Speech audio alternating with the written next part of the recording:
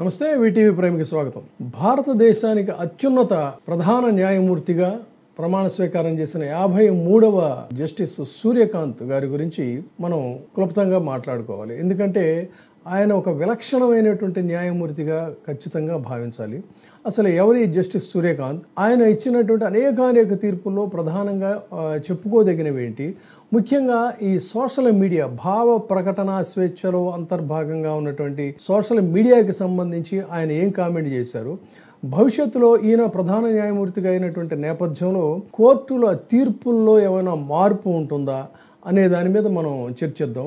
ఆయన 65వ ఏట ఫిబ్రవరి 9, 2027లో ఆయన పదవీ విరమణ చేస్తారు. ఖచ్చితంగా ఆయనదైనటువంటి ముద్ర న్యాయ వ్యవస్థలో ఉంటుందనేటువంటిది న్యాయ నిపుణులు చెప్తున్నటువంటి మాట. ఎందుకన్నట్లయితే ఆయన ముందు స్థూలంగా ఆయన 1-2 పాయింట్లు ఆయన పర్సనల్ వివరాలు తీసుకున్నట్లయితే 62వ సంవత్సరంలో ఫిబ్రవరి 10న హిస్సార్ జిల్లాలో ఒక సామాన్య అంటే మధ్యతరగతి కుటుంబంలో ఆయన జన్మించినటువంటి వ్యక్తి.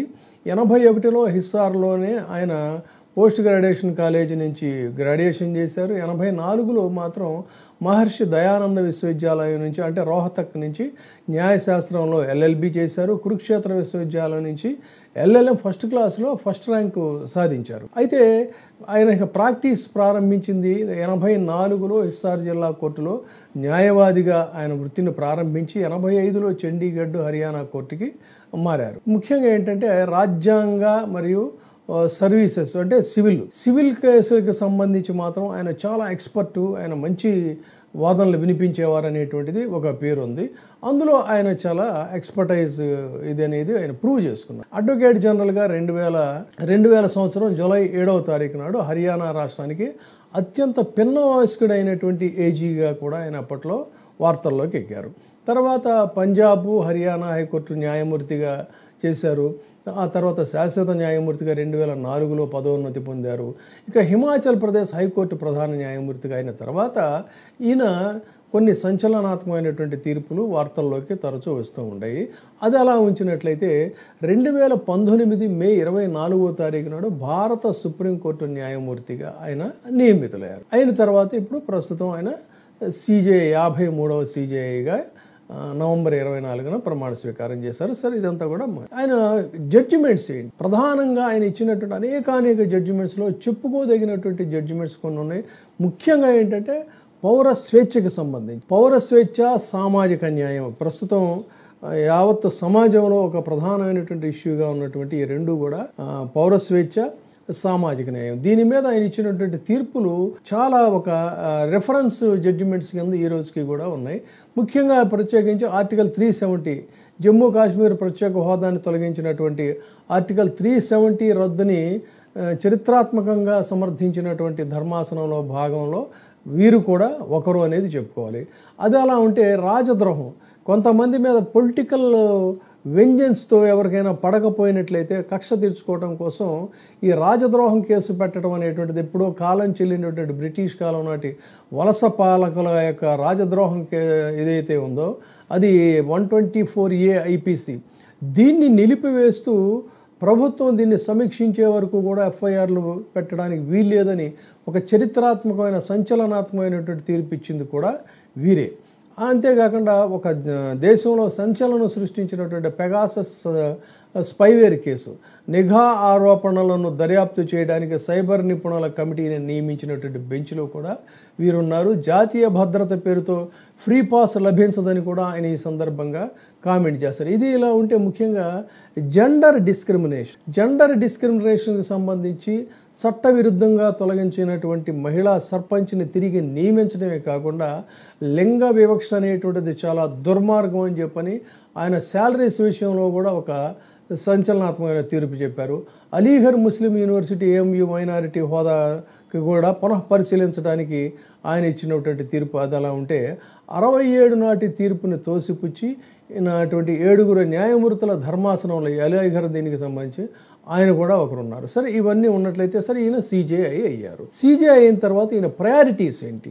దీనివల్ల తీర్పుల్లో ఏమైనా మార్పు జరుగుతుందో? సహజంగా ఏంటంటే సుప్రీంకోర్టు చీఫ్ జస్టిస్ ఆయన యొక్క మైండ్ సెట్, ఆయన యొక్క దీన్ని అంటే చట్టానికి లోబడే దాన్ని బట్టి డెఫినెట్గా కొంత ఇన్ఫ్లుయెన్స్ అనేది అయితే జడ్జిమెంట్స్ వ్యవహారాల్లో మార్పులు ఉంటాయి. కాబట్టి ఆయన ప్రయారిటీస్ ఏంటి అని కనుక ఒకసారి చూసుకున్నట్లయితే సుప్రీంకోర్టుతో పాటు మిగతా కోర్టుల్లో పెద్ద మొత్తంలో పెండెన్సీ అనేటువంటిది పేరుకుపోయింది. ఈ పెండెన్సీని సాధ్యమైనంత వరకు తగ్గించాలి అనేటువంటిది ఆయన ప్రయారిటీ అని చెప్పారు. అంతేకాకుండా లార్జర్ బెంచెస్ అంటే ఏంటి, 7 న్యాయమూర్తులతోనూ 9 మంది న్యాయమూర్తులతో సుదీర్ఘకాలంగా పెండింగ్లో ఉన్నటువంటి రాజ్యాంగపరమైనటువంటి అంశాలు చాలా, వాటన్నిటినీ కూడా ఏదో రకంగా ముందు అర్జెంటుగా పరిష్కరించాలనేది కూడా ఆయన ప్రయారిటీస్లో ఒక ఇది. ఇక ఎక్కువగా ఇటీవల కాలంలో సమాజం మారిపోతుంది. దాంతో వెస్ట్రన్ లాస్కి సంబంధించి ఇన్ఫ్లుయెన్స్ అవుతున్నారు.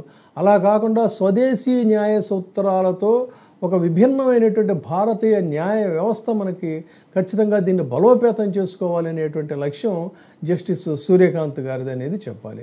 ఇక ప్రస్తుతం ప్రజెంట్ పెద్ద ఇష్యూ ఏంటన్నట్లయితే సోషల్ మీడియాకి మరి జస్టిస్ సూర్యకాంత్ గారి వ్యతిరేకం అంటే కాదు. ఖచ్చితంగా సోషల్ మీడియా అనేటువంటిది ఒక దీంట్లో అంతర్భాగమే మీడియాలో.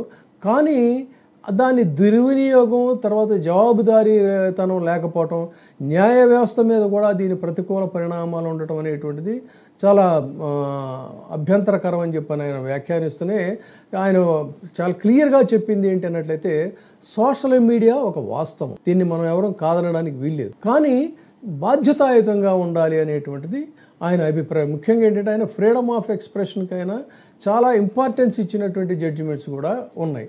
అయితే దీన్ని మిస్యూజ్ చేయకుండా డిజిటల్ వేదికల యొక్క ప్రతికూల అంశాల పట్ల మాత్రం ఖచ్చితంగా మనం దాన్ని విభేదించాలి. సోషల్ మీడియా అన్సోషల్ మీడియా అవ్వకూడదు. ఆన్లైన్ చర్చల ద్వారా ప్రతికూల విషపూరిత స్వభావాన్ని మాత్రం ఆయన తూర్పారబడుతూ కామెంట్ చేశారు. ఒక డిబేట్స్ అని పెట్టడం, వ్యక్తిత్వ హననాలకు పాల్పడటం, వాళ్ళ నోటికి వచ్చినట్టుగా ఇష్టం వచ్చినట్టుగా వ్యవహరించేటువంటివి మనం తెలుగు మీడియాలో ముఖ్యంగా ఇటీవల కాలంలో చూస్తున్నాం.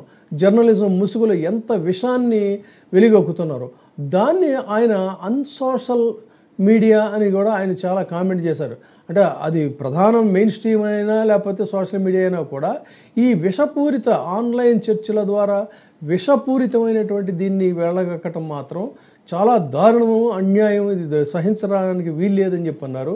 అదే క్రమంలో మహిళా జర్నలిస్టులను టార్గెట్గా చేసుకొని వాళ్ళ మీద ఈ డిజిటల్ దూషణ, వాళ్ళ యొక్క వ్యక్తిత్వాన్ని కించపరచడం, ఇలాంటి వాటి మీద కూడా ఆయన చాలా బలంగా వీటిల్ని ఖండించారు. ఇదే సందర్భంలో మహిళల పట్ల అంటే ఆయన బాసటగా నిలిచారు అనేటువంటిది చెప్పాలి. డీప్ ఫేక్కు సంబంధించి కూడా జస్టిస్ ఆయన డీప్ ఫేక్ కంటెంట్ని చాలా సామాజిక ప్రమాదంగా, ఒక సామాజిక తీవ్రమైనటువంటి సామాజిక ప్రమాదం ఈ డీప్ ఫేక్ అని కూడా ఆయన మాట్లాడారు. ఇక న్యాయ వ్యవస్థ మీద ట్రోలింగ్ కూడా ఆయన దాని గురించి కూడా కామెంట్ చేశారు. మన సొంత సోషల్ మీడియా వెబ్సైట్లు మమ్మల్ని అప్రదిష్ట పాలు చేయడం, న్యాయ వ్యవస్థని అప్రదిష్ట పాలు చేయడానికి సరిపోతాయని చెప్పని కూడా ఆయన వ్యంగ్యంగా కామెంట్ చేశారు. ఆ విధంగా ఈ సోషల్ మీడియా పోకడల మీద ఆయనకి ఒక పరిపూర్ణమైనటువంటి అవగాహన ఉంది. దానికి సంబంధించి న్యాయ స్వాతంత్ర్యం మీద కూడా ఈ ట్రోలింగ్ ఇన్ఫ్లుయెన్స్ చేస్తుంది. అది మనం ఇన్ఫ్లుయెన్స్ అవ్వడానికి వీల్లేదని కూడా ఆయన 1-2 సందర్భాల్లో ఆయన మాట్లాడినటువంటి ఉపన్యాసాలు కూడా ఉన్నాయనేటువంటిది మనకి తెలుస్తున్నటువంటి మాట. సో ఈ విధంగా జస్టిస్ కాంత్ గారు వీటికి సంబంధించి సోషల్ మీడియా ఎట్టి పరిస్థితుల్లో కూడా ఒత్తిడికి లోనవ్వకూడదు, ఒక బ్యాలెన్స్ ఆఫ్ దీంతోనే వ్యవహరించాలి. అది ముఖ్యంగా సోషల్ మీడియా ఇన్ఫ్లుయెన్సర్లు ఫిజికల్ గా ఏదైనా హ్యాండిక్యాప్డ్గా ఛాలెంజర్స్ ఇలాంటి వాళ్ళు ఉంటారు, వాళ్ళ యొక్క స్వేచ్ఛని కూడా మనం ఎలాంటి పరిస్థితుల్లో కూడా ఇబ్బంది కలిగించకూడదని కూడా ఆయన కామెంట్ చేసింది కూడా ముఖ్యంగా గమనించాలి. సో ఇన్ఫ్లుయెన్సర్ల యొక్క జవాబుదారీతనం అనేటువంటిది చాలా ఇంపార్టెంట్ అనేది చెప్పారు. సో వాక్ స్వాతంత్రంలో సోషల్ మీడియా ఒక వేదిక అయినప్పటికీ కూడా దీన్ని దూషణలో చేయడానికి, హానికరమైనటువంటి కంటెంట్ ఇవ్వడం కోసం మాత్రం ఇది కరెక్ట్ కాదని చెప్పన్నారంటే ప్రస్తుత సమాజంలో ముఖ్యంగా తెలుగునాట జరుగుతున్నటువంటి ఈ మెయిన్ స్ట్రీమ్ ముసుగులో డిబేట్స్ కానీ లేదంటే సోషల్ మీడియాలో దూషణలు కానీ ఇవన్నీ కూడా వీటిని దీన్ని ఆయన చాలా నిశితంగా పరిశీలించి తూర్పారబట్టినటువంటి అంశాలను గమనించి ఇకనైనా వీళ్ళు వాళ్ళ వైఖరిని మార్చుకుంటే బాగుంటుంది. మొత్తం మీద చూద్దాం, న్యాయ వ్యవస్థలో ఆయన లక్ష్యాల ప్రాతిపదికగా ఒక నూతన CJI ఈ న్యాయ వ్యవస్థలో ఈ 15 నెలల కాలంలో ఎలాంటి మార్పులు తీసుకొస్తారనేది వేచి చూద్దాం. ముఖ్యంగా ఆయనకి మన VTV నుంచి అభినందనలు. Thank you. ఇప్పుడే సబ్స్క్రైబ్ చేయండి, లైక్ చేయండి, షేర్ చేయండి.